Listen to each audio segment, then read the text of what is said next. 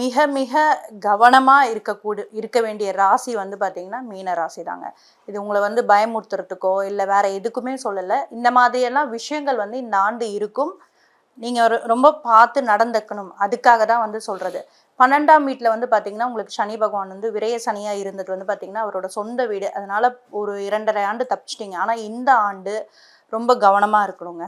வண்டி வாகனத்துலேயும் இருக்கட்டும், அதாவது அரசாங்க தொடர்பாக ஏதாவது வந்து நீங்கள் ஒரு தில்லுமுள்ளோ ஏதோ ஒன்று பண்ணிங்கன்னா இந்த ஆண்டு நிச்சயமாக மாட்டிப்பீங்க. ஏதாவது இருந்ததுன்னா நீங்கள் வந்து கிளியர் பண்ணிக்கோங்க.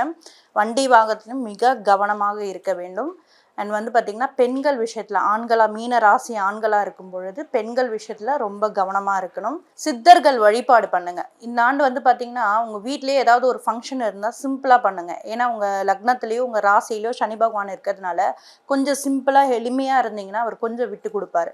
ஏழைகளுக்கு வந்து முதியவருக்கு ரொம்ப தள்ளாடி இருக்காங்க பார்த்தீங்களா, இந்த அநாதை ஆசிரமமாக இருக்கட்டும் அல்லது வந்து இந்த முதியோர்கள் இல்லமாக இருக்கட்டும், அங்கே போயிட்டு சாப்பாடு வந்து நிச்சயமாக வந்து மாதத்தில் ஒரு முறையாச்சும் இந்த 2.5 ஆண்டுகளாக இருக்கட்டும், இந்த ஆண்டு எஸ்பெஷலி இந்த குரு பெயர்ச்சிக்காகட்டும், மாதம் ஒரு நாள் வந்து இந்த முதியோர் இல்லத்தில் போயிட்டு ஒரு அரை நாள் வந்து அங்கே செலவு பண்ணுங்க, அங்கே உட்காந்துருங்க.